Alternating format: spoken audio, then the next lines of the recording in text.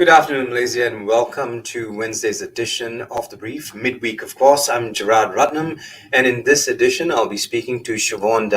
She's the Chief Executive Officer at the American-Malaysian Chamber of Commerce on the future of trade post-pandemic, always talking about the next normal, so on and so forth. That's going to be happening very soon. And as usual, we'll have Norton Abdullah join us for his daily crisis brief. But before that, here's something from the Minister in the Prime Minister's Department for Economy, Dato Sri Mustafa Muhammad. He says after dealing with COVID-19, the government has learned that statistics can help us ensure that food remains on the table of Malaysians every day.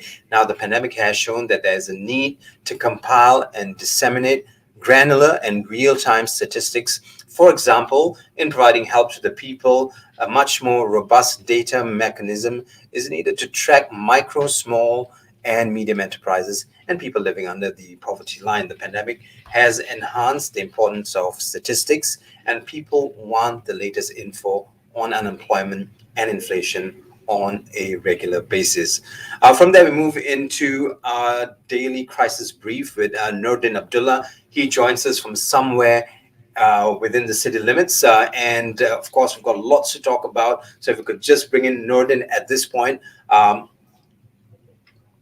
thank you very much for joining us. Well, a lot to talk about. Of course, in the business world, a lot is happening. We sort of have the COVID situation in check. We hope to be good little boys and girls and ensure we do what's right by us and move forward. But having said that, I think news today, I don't know if you've heard of this, but Facebook is planning to change the company's name and to reflect its focus on, listen to this, building a metaverse. New word for us, metaverse.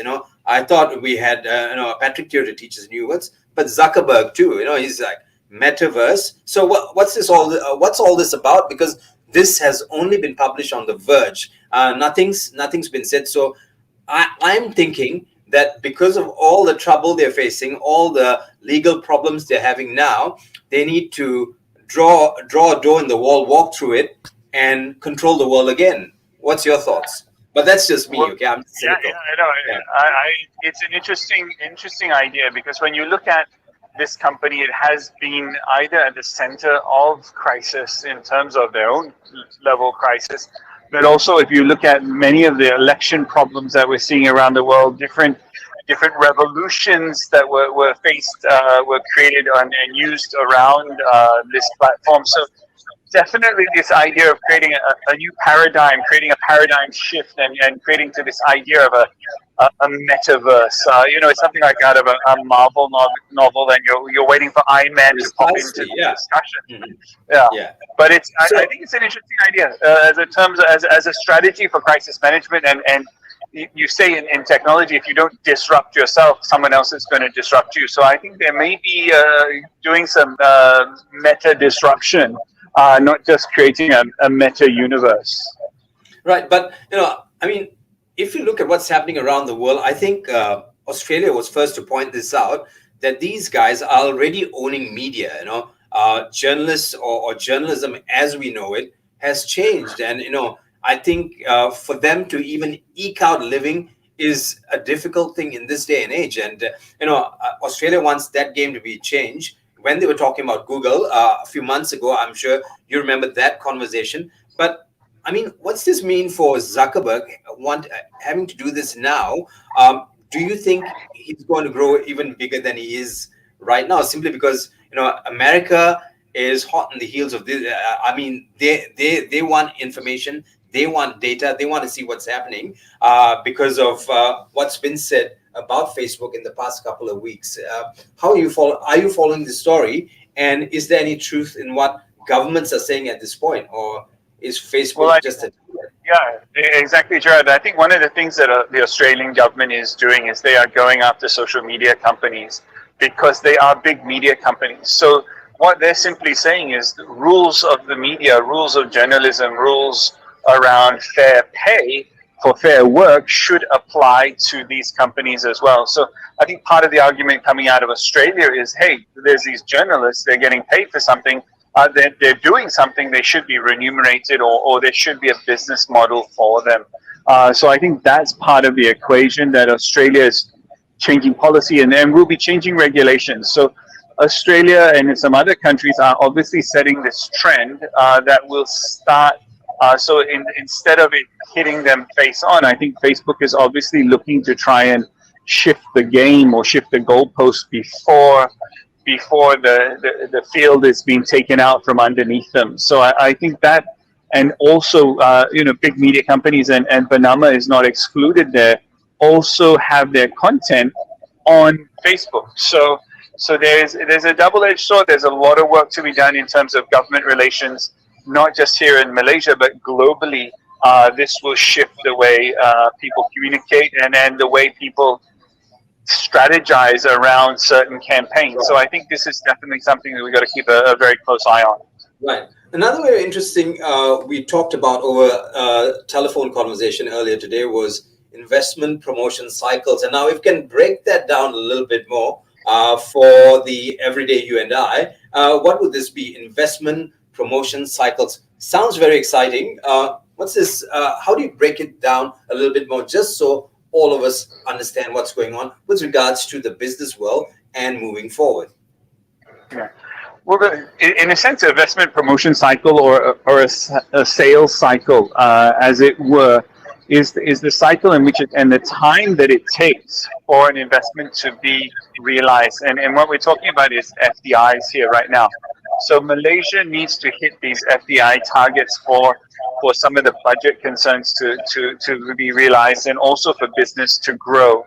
So we're looking at investment cycles that usually take between 1, 2, and even up to 5 years. Some of these investment cycles, especially the larger multi-billion-dollar investments, sometimes take that time to grow and for that to realize. So now the question is, how do we drive investment into the SME sector in a way that is meaningful, is agile, and able to create value for SMEs and entrepreneurs so that they can take advantage of what is coming. And what is coming is the economic recovery post-COVID-19. The question is there enough liquidity? Is there enough money in the system to be able to shift those SMEs and take advantage of those opportunities here in Malaysia and globally? And this is about global opportunities. So we need another solution. What would you call this question? $1 billion question? $1 trillion question for us? The question is, how big is the question? And that's the question that we need to ask. But it's for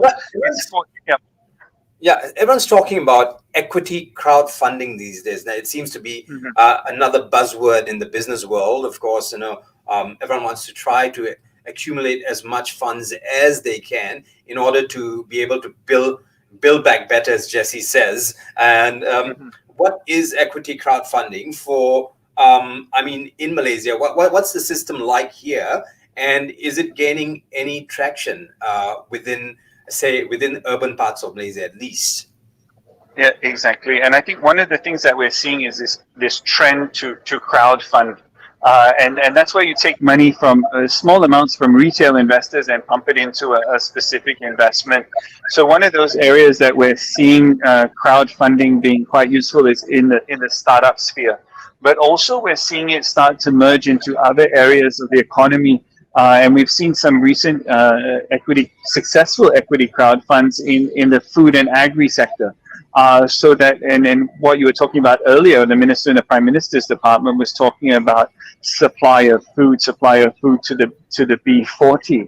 And we've seen some positive developments there in recent weeks, and we hope that there's some more announcements coming out in terms of how much was raised, because this will directly address the food supply concerns and, of course, the potential impact of food-based inflation, which is always a dangerous thing to avoid coming out of a crisis.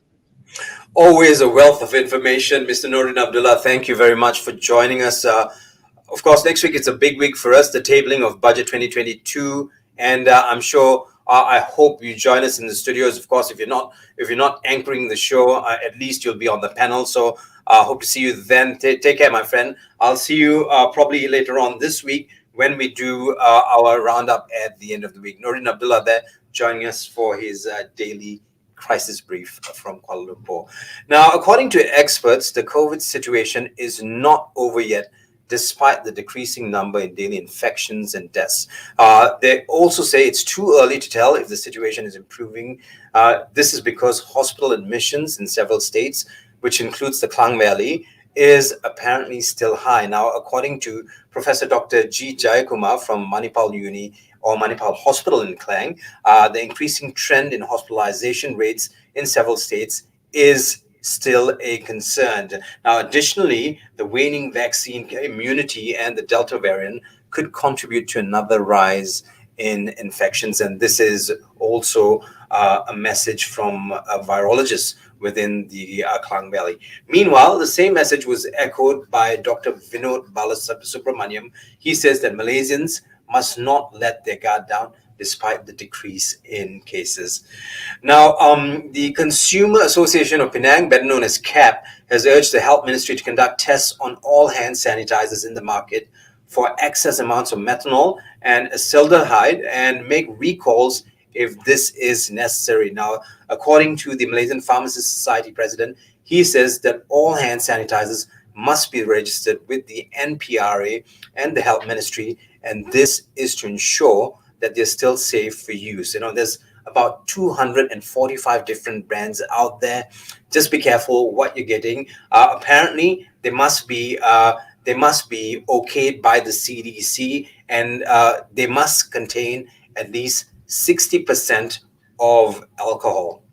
Now, at this time, I'd like to move on, and I'm joined by Siobhan Das, the CEO of the American Malaysian Chamber of Commerce, better known as AMCHAM, to get the thoughts on the future trends of trade post-pandemic and hopefully some insights into the bilateral trade relationship between us and America. Siobhan, thank you very much for doing this. How does AMCHAM see the future of Malaysia's trade in the new normal? What will trade look like in the next 5 years? Siobhan? Good afternoon, Gerard, and thank you very much for having AMCHAM on with you today.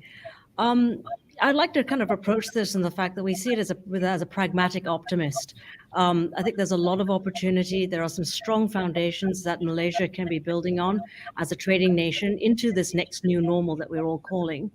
But I think there's a lot of work to be done. Malaysia's trade performance certainly has been encouraging, despite the very rough journey we've had in the pandemic, and we've seen the trade surplus grow. However, there's a lot of opportunities that are on the table. The question is Malaysia ready for it? And is Malaysia able to capture some of that opportunity that even Nordin was talking about a little bit earlier, and enable their SMEs to take part in this? And a lot of this will also have to do with what the government is going to be doing with RCEP and CPTPP. MITI, as you know, has given the commitment to ratify and to enter these agreements and take part in it. So we're very excited that this will happen, because that in itself will make Malaysia part of the largest free trade agreement with ASEAN, and including the 5 dialogue partners of Australia, China, Japan, New Zealand, South Korea, but also as a prelude to CPTPP coming on board. And of course, that will the two of them combined with the best practices that are in the agreements will open up new markets. And for example, we don't have FTAs with Canada, Mexico, and Peru, and the CPTPP will obviously help us with that and give SMEs as well as MNCs access to those markets. So we're looking optimistically. There's a lot of work to be done to get there. Right. Now, I'd like to digress a little, talk about the Penang Dialogue. What is the Penang Dialogue, and how do we bring this into this conversation that we have now? The Penang Dialogue, there's a lot being said about the Penang Dialogue and what's going to happen at the Penang Dialogue. It's a very successful thing put together by AMCHAM. Tell us a little bit about it and what you think is going to happen there this year.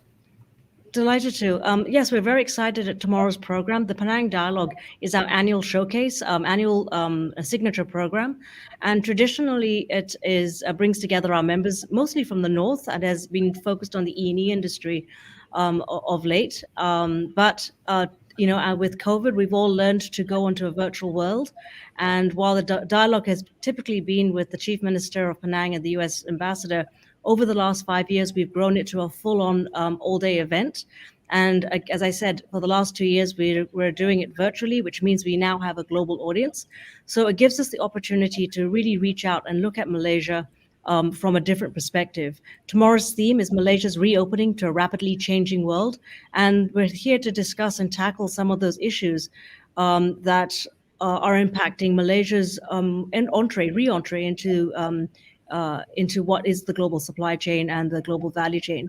The COVID pandemic has shown us how important we are as a nation and how important the investments that US companies have made into Malaysia has been over the last 40, 50 years. So some of these questions that we're going to be discussing tomorrow is what's next, what's coming up next, and how is Malaysia going to be responding, and what do we need to change, what do we need to keep, and do we keep 20th century rules, or do we carve out a new 21st century way forward? And so these are all the discussions that we're having tomorrow. We're expecting about 300 participants from business leaders in the region, as well as people from the ministries, trade associations, yourself. So it's not closed yet. So please log on to the AMCHAM website and get your tickets, and it'll hopefully be part of the conversation. Right. Carving out a future for ourselves economically or business-wise, what do you think are key elements that are needed at this point for any nation?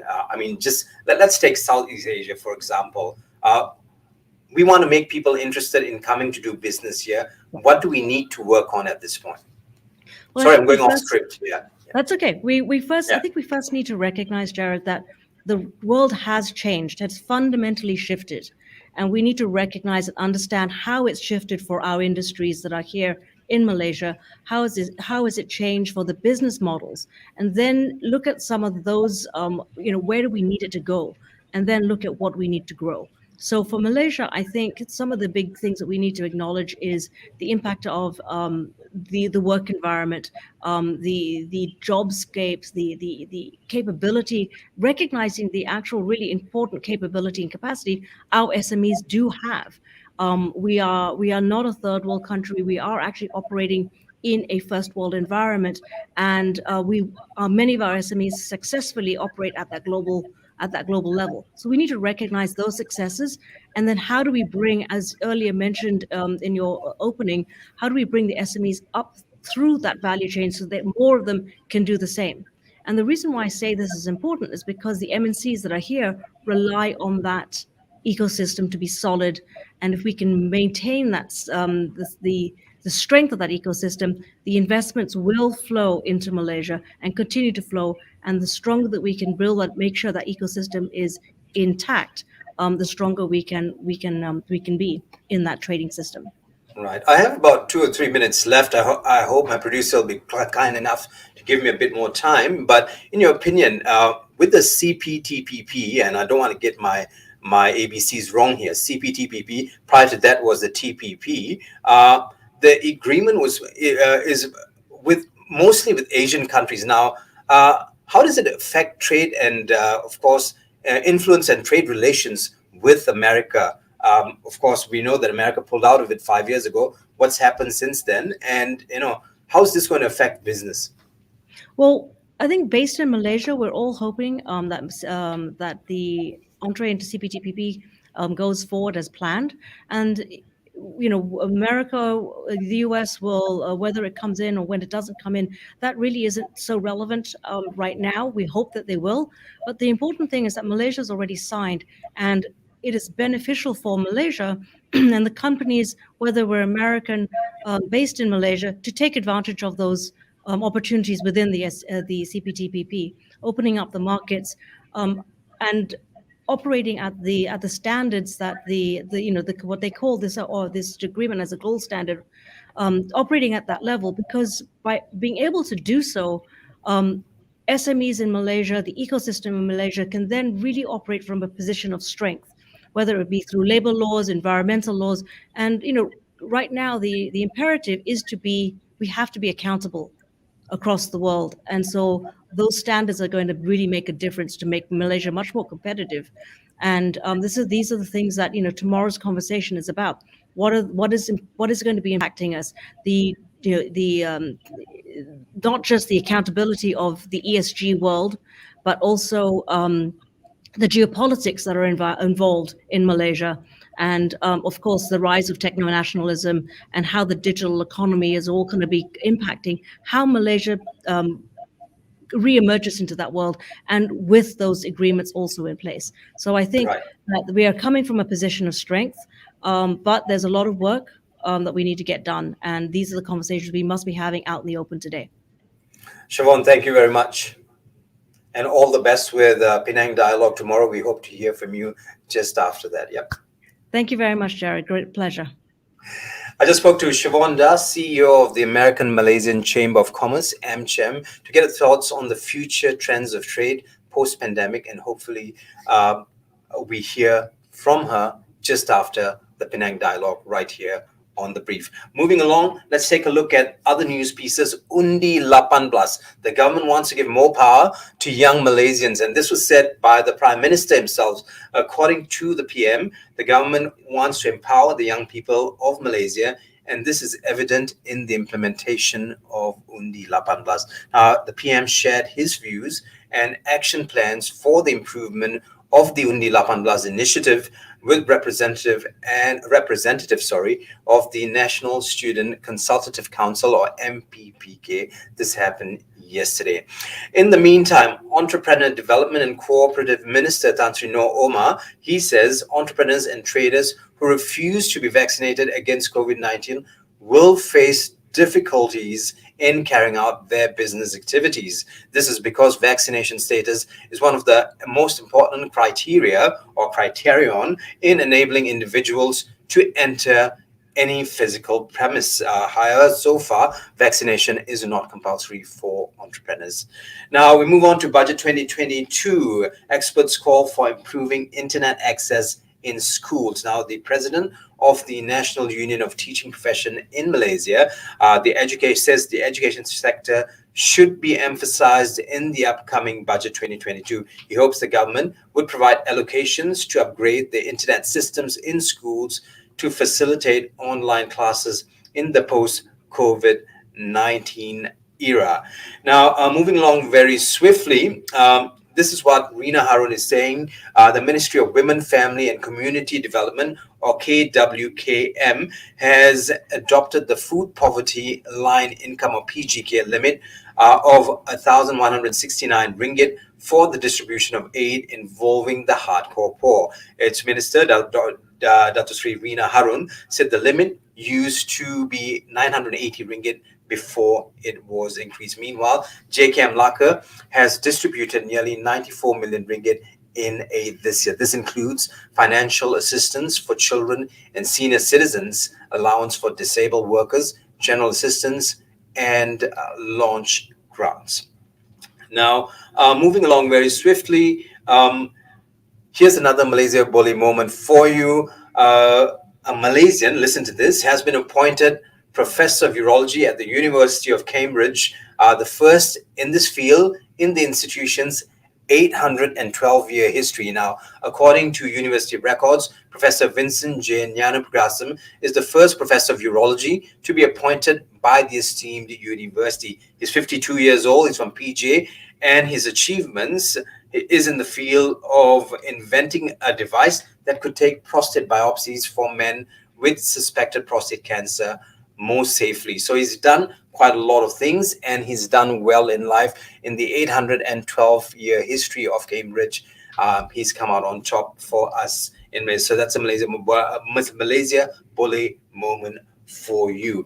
Now, let's take a look at what's happening internationally. Okay, an Australian passenger train derails after hitting an abandoned vehicle. The train driver was released by firefighters and taken to hospital along with the guard and two of the train's 9 passengers. So an early morning commuter train partly derailed after hitting a van abandoned on the tracks near Sydney, trapping the driver and leaving others with minor injury. Thank God everyone's safe. Legal logging actually helps fighting environmental crimes in the Brazilian Amazon. Now, Brazil created the public forest management law back in March 2006 to protect the native forest. However, after 15 years, the numbers indicate the implementation of the law has fallen short of its potential. Now, checkpoints go up as Ecuador's president declares a state of emergency. So, Ecuadorians in Malaysia, here's some news for you. Checkpoints went up in the Ecuadorian city of Guayaquil yesterday after President Guillermo Lasso declared a state of emergency due to drug-related violence. Marines were stopping vehicles and searching people on the streets, with patrols taking place 24 hours a day. Now, from there, we move to Twitter to look at what's trending in the Twitter world. In the tech world, people are raving about the new Google Pixel 6 smartphone, which was released by Google today. This comes after Apple released a new MacBook on Monday. It costs a lot of money. Now, in badminton, fans are turning their attention to the hashtag Denmark Open 2021, with praise coming in for the national women's doubles pair, Pearly Tan and M. Tina, after their match yesterday. And fans of Harry Styles are taking to the Twitterverse to talk about the pop star's cameo appearance in the new Marvel movie Eternals. Stay put until the end credits to witness him in action as Eros, the brother of guess who? Thanos. That brings the brief on Wednesday to a close. I'm Gerard Ratnam signing out. We'll be back with you and give you more information that happens tomorrow at 2 p.m. when Jesse Jal comes back. Have a great day ahead, and thank you for staying with us right here on Previnna TV.